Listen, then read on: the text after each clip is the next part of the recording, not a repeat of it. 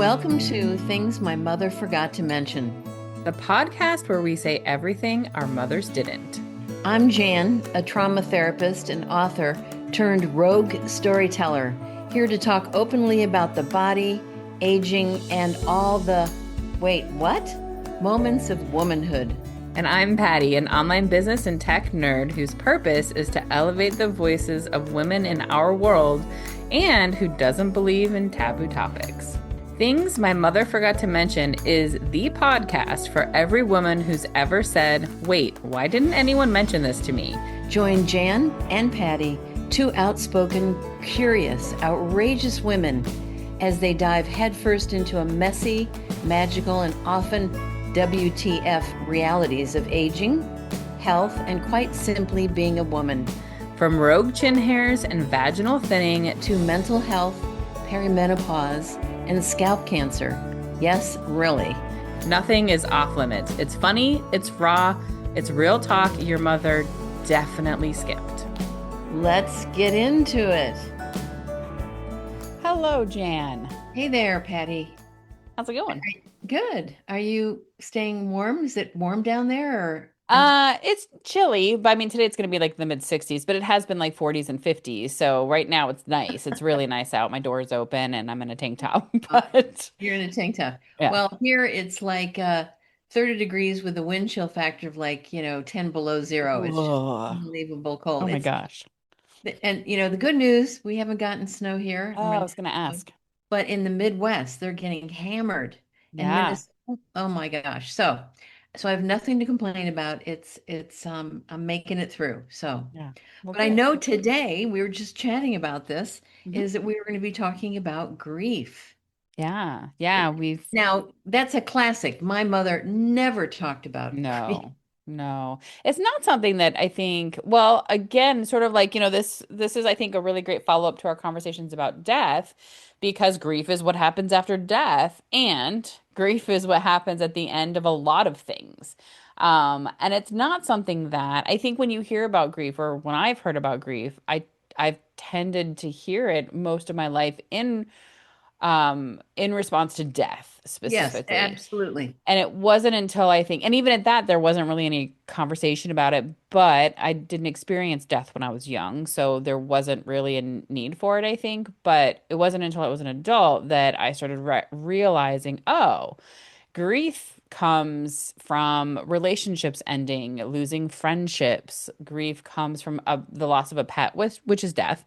But I mean, the loss of a job, that you loved and that you were really connected to and thought you were going to be in. Grief can come from that. There's so many things that end and change in our lives that leave us grieving. Mm-hmm. Yeah, I mean, for me, the same thing. I only associated the word grief, like you could have grief when someone died. Yeah. And when I realized that, and I never had really grief. I had grandparents that died and all that, but I was never attached to them. Yeah. And it wasn't until, of course, when I got to be an adult. And let's see, I think the first grief for me from dying is my father. I was 26, I think, when he died. And because I even wasn't there when he died, I was living across the country in Boston. He was in Arizona. I was kind of detached from the whole thing. So Mm. this idea of this process people go through grieving, but Yeah. then now, of course, as being a therapist for 30 years and talking to people about this and working with them, realizing, and this is my dear friend Laura Blendo, who we interviewed, who told me about a book called Soul Broken, which is about ambiguous grief. And that's what I think you were talking about, a broken relationship, a Yeah. divorce. Um, I think Laura was talking about it because she works with partners of people of sex addicts. And Mm. when they act out or they are having affairs or things, there's this huge, for the surviving spouse, this huge amount of grief because their whole life has changed, Yeah. realizing that their partner has been acting out and what's here. Or in my case with my mom, she died from dementia, and whether it was Alzheimer's or whatever, but near the end, the last 6 or 8 months, she didn't know who anybody was. Right. And that's a form of grieving, but you're watching it. And that's what this woman Mm. calls ambiguous grief. And so I wanted to ask you about when you learned from your friend, did you say, Mm-hmm. when you got what was her name? Yulia. Yulia. Mm-hmm. And so did you grow up with her or what was it? Yeah, I knew her. I met her in seventh grade. And so we were friends from that point onward. We became probably in about high school. We became very, very close, and she was one of my best friends. And we stayed connected, after high school. Eventually, she moved up to Portland. I went up there for her wedding. I was her witness for her wedding, and, all of that. Like, we were very close and we stayed connected. And when I moved here, she drove down from Portland or flew down from Portland and drove with me from San Francisco to Texas because it was a really big drive. Drove with me and my cats in my car for 3 days, and me full of anxiety. She was a champ and did most of the driving. So we were very close. And so her death was very sudden. As I mentioned, she died. She got hit by a car while she was walking. And it sounds like she died pretty instantly. And so that was like you. I had had grandparents who had died and things like that. But again, like I love them, I was close to them, and it hurt, and but it wasn't the same. It wasn't. This was a Right. grief that I didn't know before, and I had Yeah. never ever experienced. And I think we talked about last time on when it was the two of us talking about death, how my brain wasn't able to initially process the text message or the message I received saying she didn't survive, that she had died. And I remember as soon as it did process, I dropped to the floor. And I always thought when I've seen people do that, I've always been like, that's so dramatic. Like that doesn't happen. But you literally, I could not stand. And wherever I would go, sitting on the bed wasn't enough. Like I had to be on the ground. Like it was just so, I was so literally floored Mm-hmm. by this news and the fact like it was my first time really comprehending how a human that was so alive and she was 2 days older than me was gone, and that like I was now like going to continue to age without her, and like she should always be older than me, but now I'm older than her, Mm-hmm. and yeah, so it was a really interesting process because not only did I have all the initial like I don't Shock. Like understand shock. and the Yeah. complete shock, and my Were you in denial? sister-in-law Like you were like, came. is that really true? Were What? you in denial at all? I don't think I wasn't. I don't think I was in denial because it was very matter of fact, and I was able to look it up right away, and they had a story about it because it was a pretty Yeah. awful Big thing, and it was deal. on St. Patrick's Day, so St. Patrick's Day has never been the same for me. Like I was never one to celebrate, even though I have strong Irish roots, but I now it's just not even a thing. Like for me, it feels triggery. Um, and I also found after that too, after time passed, that the amount of TV shows and movies that have people getting hit by cars is very large. And I had never noticed it before because that became like I suddenly had almost like a PTSD from it. Like I had Sure. triggers Yeah.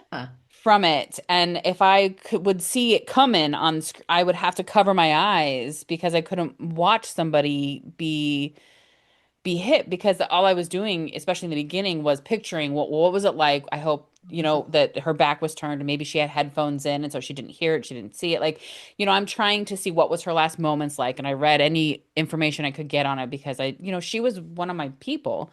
Mm-hmm. And it was so hard to process that she wasn't there and that I would never be able to talk to her again. And Mm-hmm. then there's also guilt, right? Then there's I wasn't a good enough friend. I wasn't there enough. We hadn't talked as frequently because we were adults now. We live in separate places. And so there's all of these things. And I think what was really interesting is as I researched grief, it wasn't some linear process that people talk about going Right. through these stages. It is a sneaky thing, grief.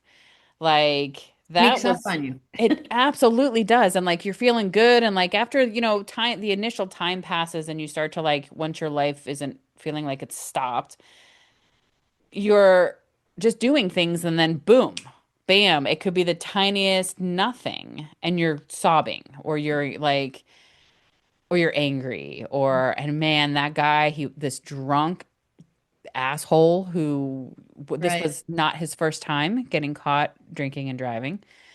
And that made me really angry. And then the system, it was taking Mhm. forever. And like, there's Then just all you're these feel angry. then I'm angry. Exactly. And I wish this guy harm and I wish him like, and then that passes. And okay, I'm trying to see him as a person. Like, there's just all these things. There's Yeah. so Yeah. much. It's so Yeah. heavy and it's so deep. But in the end, I miss my friend and my Hmm. heart is destroyed because the first Christmas I didn't text her that we always texted on Christmas, the first birthday, Yeah. all of those things. And then every year after it's very weird. It's a very Yeah. weird thing. It is. Well, I mean, what's really well known is, of course, Elizabeth Kubler-Ross. We were just saying this, and she talks about her 5 stages, and Yeah.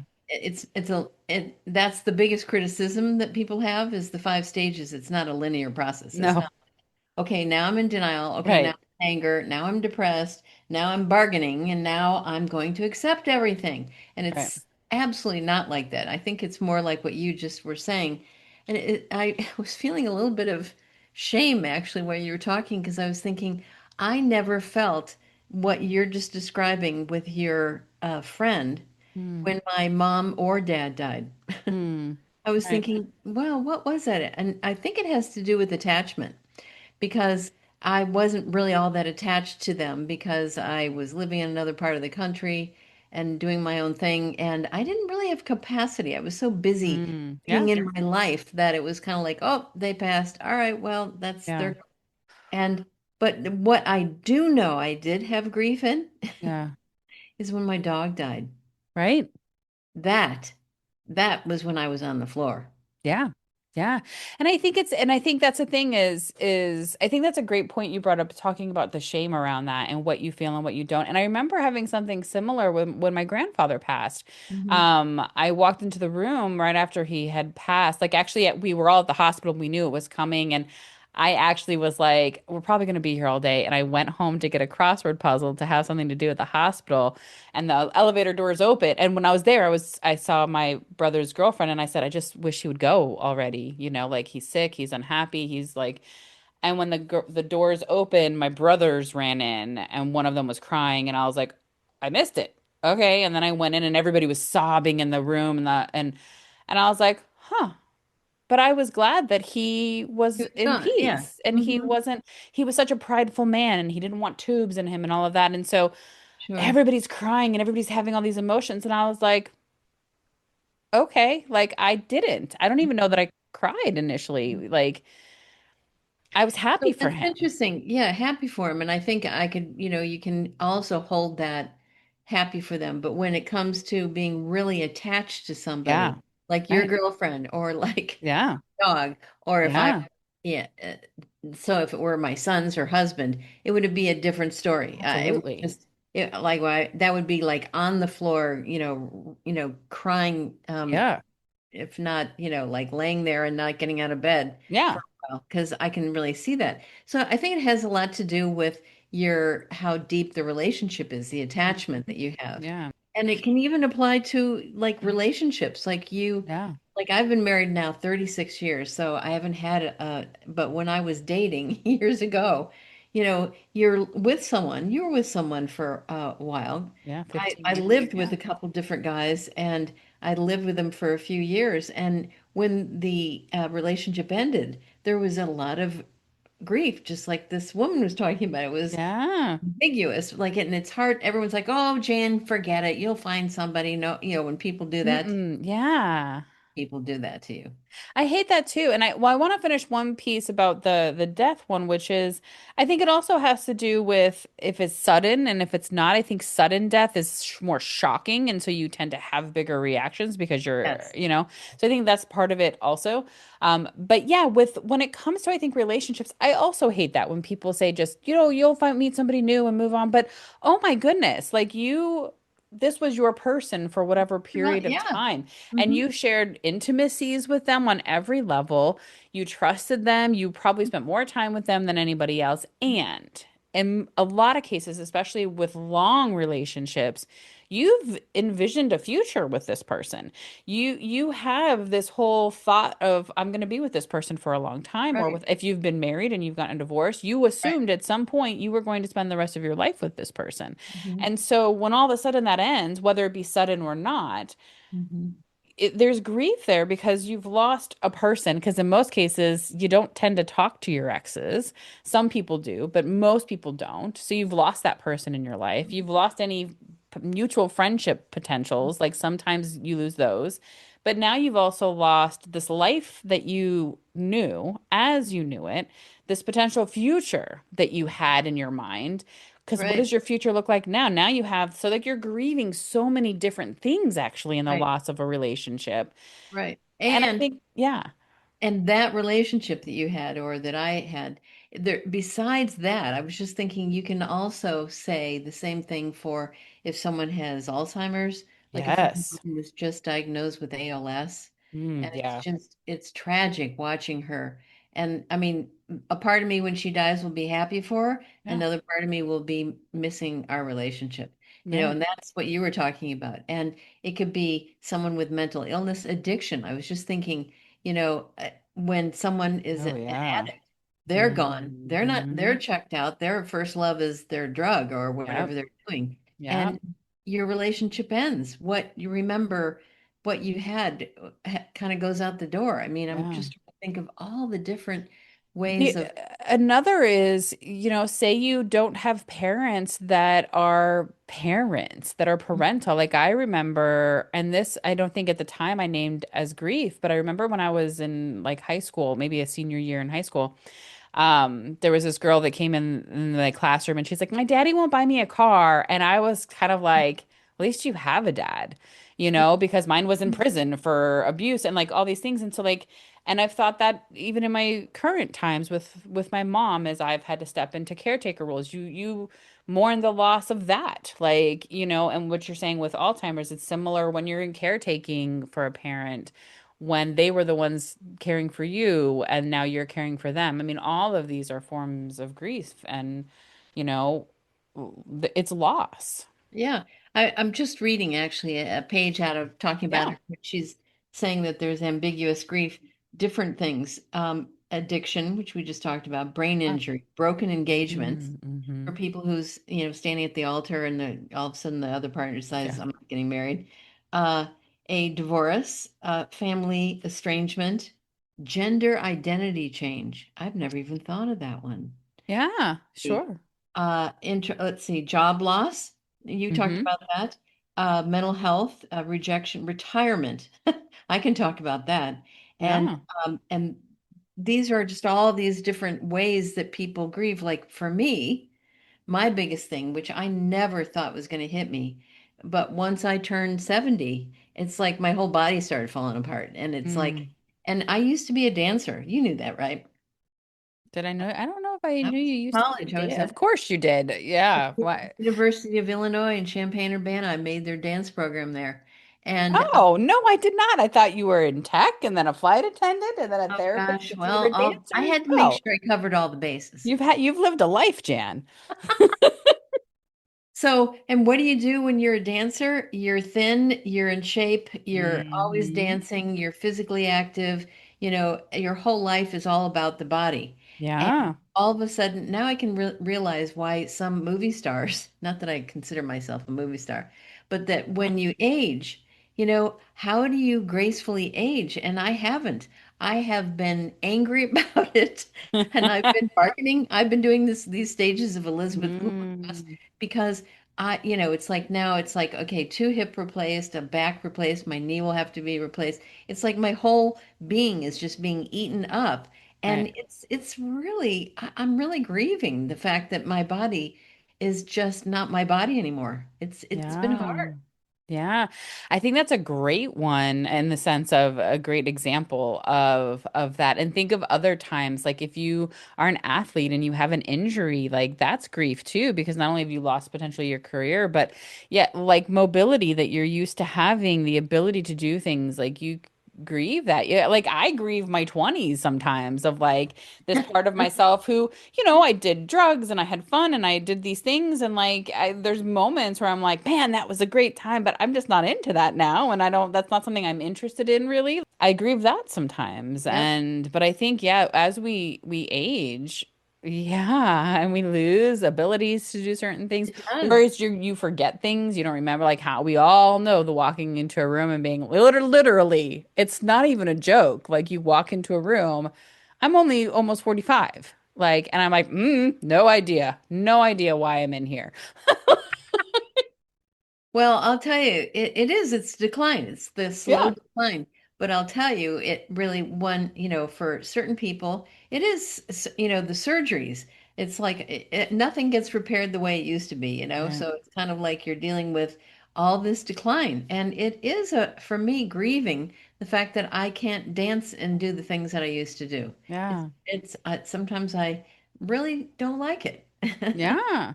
Yeah, I can only imagine. I mean, I've had a lot of issues with my legs my whole life and I go through periods where like they're in better place like they go on it's a whole thing. But like sometimes I can walk a lot and like I've never been able to walk a lot, but I can walk a fair amount and sometimes I can't at all and sometimes I'm in a lot of pain walking a block and have been, and that's been my life for a very long time and that's hard too, especially when I used to hike a ton. And now I I'm like, the idea of hiking at this point, like, I know how much pain I would be in, and that Yep. sucks. That's really Yep. hard. And being in the trees, and oh my God, that like fed my soul. And I can't just go and Yes. hike through It trees. fed your soul. And that's part of it is now we're not talking about someone leaving you or dying. Yeah. We're talking about something that fed your soul that you were really Yeah. connected to, and now it's gone. Yeah. And that's hard. I was just looking at the stages and I was thinking, I remember in my 70s when I started, at first I was in denial. I'm like, this is not happening to me. I'm just going to keep walking through it. Yeah. And then I got angry, like, why is this happening to me? And then I was thinking, I've been depressed. And then it's like, okay, bargaining. I'm thinking, I've been going, okay, so if I do this, then I want to be able to make sure that this happens and I'll be able to do this. I remember, okay, and then will I be okay? Yeah. It was never okay then. And Right. I don't know that I've come to acceptance yet or meaning. The meaning I kind of have, that's a very interesting thing because once people start grieving, grief can go on for a couple years. I mean, I Or think that's longer, depending on, right. yeah. One of the things, though, that I see in the grieving process is that at some point you might be able to make some meaning as to why something happened the way it did and what did it serve in your Yeah. life. And I think that comes years, it takes a while to get to that. You can't get to that right Yeah. away. You're in the process Yeah. of moving all that energy you have and it's been hard. I mean, I don't know that it's going to go away for me, but maybe I'll just come to more acceptance and just knowing that that's part of life. And I was Yeah. I was watching a movie last night. It's called uh, Down the what was it called? Down. It's on Apple TV with Emma Stone. Do you know who Emma Stone is? Yeah. And she is in it and she's like 63 or 4 and she's look is not touched up at all and looks her age and I was thinking I wonder if she's grieving the loss of her beauty and her acting and I mean that's the whole thing is how do people they keep going to plastic surgeons and they keep doing these things to try to get Yeah. it around it and can it come where you can just be okay in acceptance.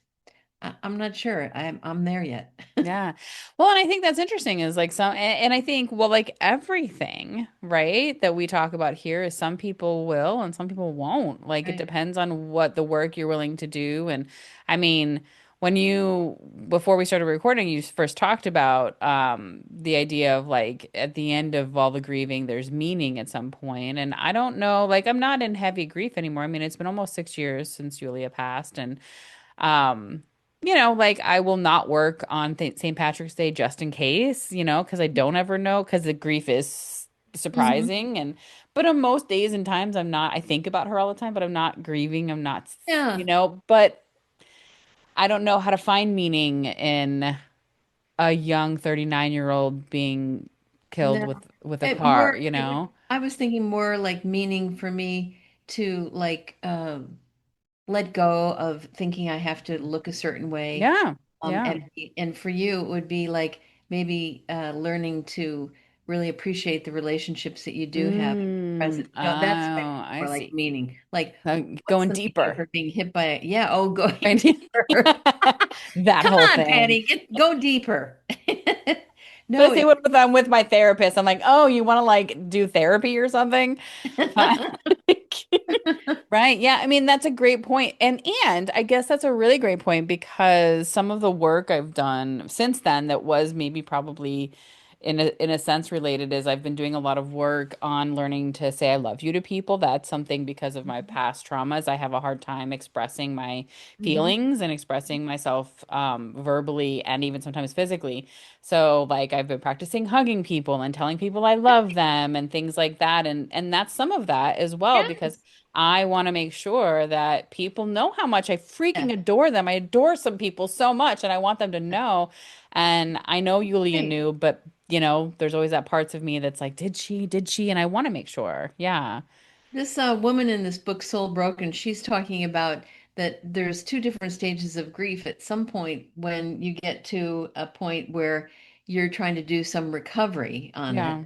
she says some people can stay in this kind of feeling victimized and depressed and sad and can't go on with their life. Right. And then real recovery that comes out of grieving is where you start like looking at yourself and thinking, okay, now how do I move on with my life? And I was Yeah. thinking about that. And I guess that applies to all of them. Like if you break up with your boyfriend or you Hmm. break, or, someone has Alzheimer's and they're struggling, and maybe there is a purpose for you. Like, how can I go on from this? And maybe visit more often, or maybe work with that clientele, or maybe, I don't know, but it just Yeah. seems that rather than dropping into kind of the abyss and Yeah. getting depressed and saying my life is over. Like I think about that. If like one of my sons were to die, I'm like, I think I would probably be there. But if the what she really recommends, and of course, as a therapist, when I had clients that are grieving, I'm hoping at some point that they get to the point where they can look forward to what do I need to do with my life. And I don't know. I mean, for you with your friend, this is what I was going to say too. When my, this sounds horrible. When my dog died, I think for a whole year, my heart was broken. Yeah. I would look at other dogs and I could feel it in my body. Like it was a sensation. Oh, yeah. My heart was broken. And I'm sure with your girlfriend, it was the same way. Oh, yeah. But over 6 years, you said, or over, my Yeah. dog's now been dead about 5 years. Now it's just, it's a kind of a good memory of like what Yeah. she was like. Do Yeah, you know? yeah. Yeah, yeah, yeah. It's Yeah, it's changed. love. It's It's love. Yeah, changed. it's Yes. different. Yeah, it was always, I think, in the beginning for me, like I said, I couldn't, like, if I saw a potential car accident thing coming, or one of the movies we watched together all the time was Dirty Dancing, and we'd watch it over and over I and over love again that and show. and make it's such a great movie, and we would make the same comments every time. And so the very first thing I did was I sat there, lit a candle for her, and sobbed as I watched Dirty Dancing, and then I would watch it a lot, like. And now it's like I can hear clips from Dirty Dancing without feeling this kind of way, and it's enjoyable, and I feel the love, and I remember those things. And so I think there is that part where you get, and now I can, I don't like that that people get hit by cars, but I don't in movies and stuff, but I don't cringe the same. And what that did offer me as well is a little bit of compassion and awareness of how many people can be so easily like we all have so many experiences that we need to be gentle when we think about other people. Like we Yeah. are so casual about things and making jokes and putting things out there, and like everybody has something that can trigger them. And not that we have to walk on eggshells, but let's be conscious of the fact that people are grieving all sorts of stuff, Right. and Be respectful for the be process. respectful. Yeah, I think that's a great way to put that. But yeah, I mean it has changed, and now it's different, and it's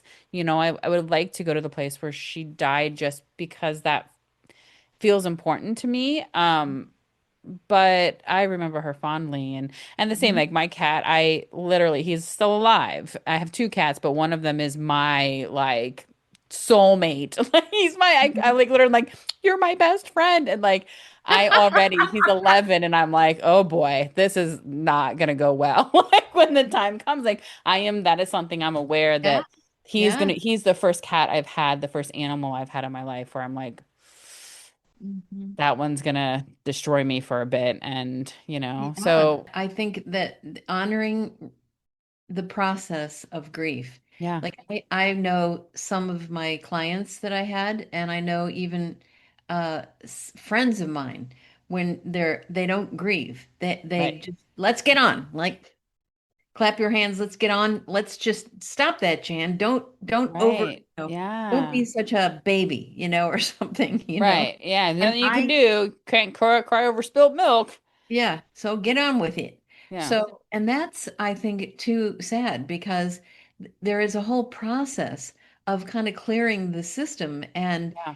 to go through that and respect it. And so that's one thing I just wanted to really say again Yeah. is it makes a difference in people on their ability to then clear out and be present in life rather than Yeah. always in the victim or the grief or the sadness or the pain and I can't move on.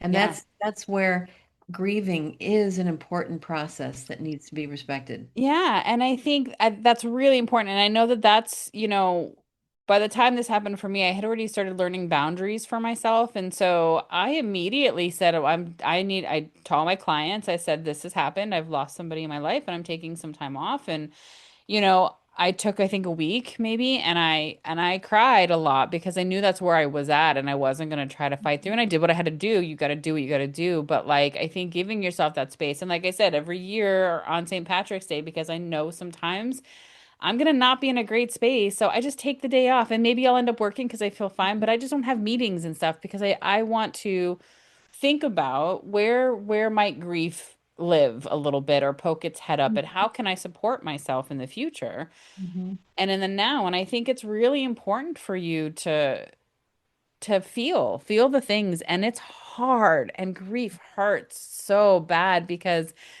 there's nothing that you can do to change it. And I think that's one of the hardest things with grief Yep. is you just have to like Let it literally you you let just it need to have to move feel through it. you yeah, and move through you. Yeah. Yeah, we can't change it. So, I mean, and I think that's what happens, especially with like relationships and stuff. People, oh, well, it's all trying to avoid grief.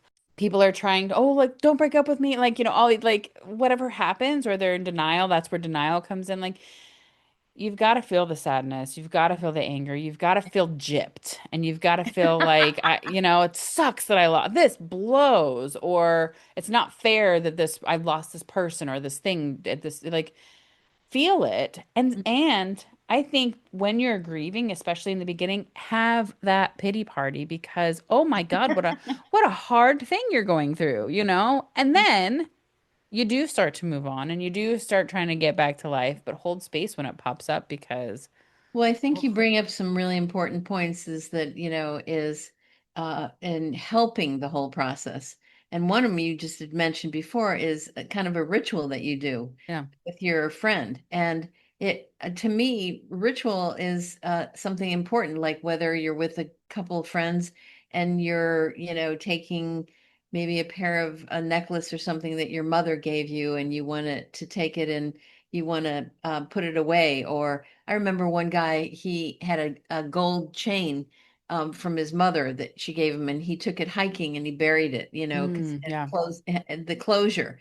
So having some kind of a closing ritual of, your dog dying or the relationships ending, or, Yeah. I don't know, for my body, what I would do for that is just knowing that I don't know, I have to think on what that ritual would be for me with my Yeah, I mean, could you make a new dance that fits the body that you're in? Yeah, that's a good idea because I think ritual is a way of really saying this is what was important to me and now it's closing. I'm putting this away. It's a new Yeah. chapter. I'm moving on. Yeah. And so I think that another one too you had mentioned is something about having friends around is you took time off and Mm, being able yeah. to share it with really good friends just to listen to you Yeah. or a therapist. But Yeah. I think either one of them works is just being able to talk it out if that works for you Yeah. or cry it out. Yeah, and all of the above. Yeah, and having somebody who I have a client of mine who she's been with me for a long time, and she, when Yulia died, I actually had a meeting with her right next, and I like was shaking hands, was Oh, messaging her, being like, I can't, and it was like all typoed, and I was just like, my friend died.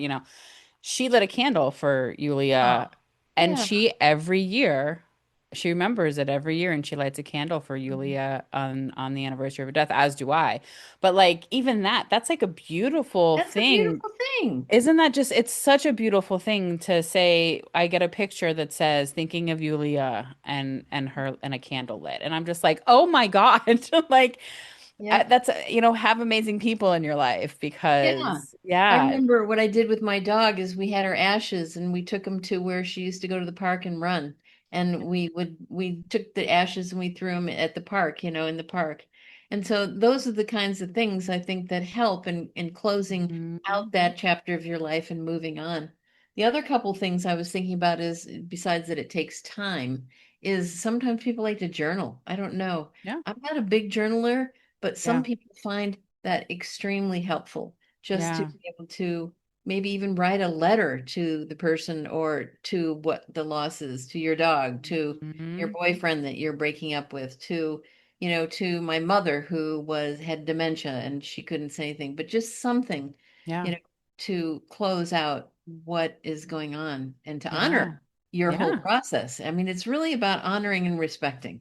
Yeah. Yeah. And I think it's what feels peaceful for you and what feels loving for you and that person, that relationship, that whatever it is, right? A lot of people will like burn things from that were meaningful in a relationship they were in and Yeah. be like, good riddance, or I let you go, or whatever. Like I don't tend to journal anymore either, but I will write letters and burn them and things like that specifically for that because it just gets it out and lets it go into the universe or whatever you believe and I think there's power in that because it's the intention behind that, that you're choosing to sort of let something go. I remember I did this one thing that when I lit a candle as well, as soon as she passed, and when it was burnt down, it ended up in a heart shape, which I felt was Oh, but I was like, what do I do with this candle now? Like, there's a chunk of candle left of this wax, and it feels weird to like throw it away huh. because it was. And so I melted it down and I made other candles out of it. And Oh, so I then would give those candles to other people or light them myself. And so it was a bit of that candle that was left. So it made me feel better. Like I didn't just throw away yeah, this candle yeah. that held this energy, but it was a way of being creative, Yeah, doing something I loved and passing it on, in this that's way. very interesting. And I had never come across that before, but a friend of mine, he was another therapist. I've had two male therapists both die from cancer. Mm. Anyway, but his wife, he was cremated, and she put his ashes in little vials and put them in little like purple velvet bags. And for good friends, she handed them out to her Oh, friends. I know. And I thought, oh, that's very interesting. yeah. And but there's so many things you can come Yeah. up with, but Yeah. whatever works for you. But anyway, wow, a lot of grief in the world, isn't there? Oh my gosh.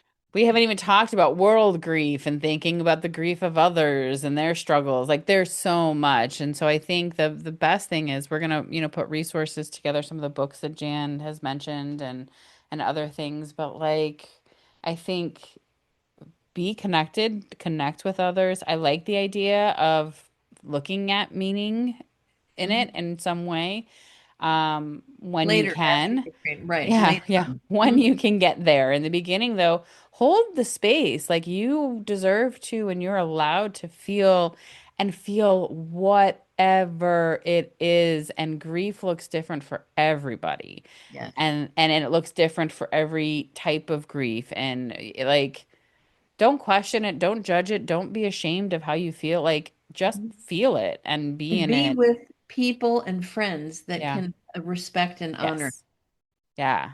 Whether that's talking or sitting in silence or watching Dirty Dancing with you or whatever it is, like that 100% Mhm. is where to go. So, yeah, Yeah. Well, it's kind of a sacred topic, you know? it is. Yeah. Mm. Yeah. And it's an important one. I think we need to talk about it more because that is one thing we will all experience in our lifetime is grief Yep. repeatedly. Right. For many things. Yeah. Exactly. It Yeah. is. So. Well, Thanks, thanks, Tammy. Patty. I've enjoyed talking to you about this, and I'm going to be thinking on what I need to do to come to acceptance in my own work. Yeah. Yeah. I love it. Let us know when you do. Okay. All right. Take care. You too. Thanks for listening to the podcast. If you like what you've heard, please share it with friends, subscribe, and leave a review. And remember, information shared on this podcast is not medical advice. If you have a concern about your physical or mental health, please seek support from a professional. If you have a story you'd like to share about things your mother forgot to mention, you can apply to be a guest. We'd also love to hear a quick 90-second thing you've learned in your life.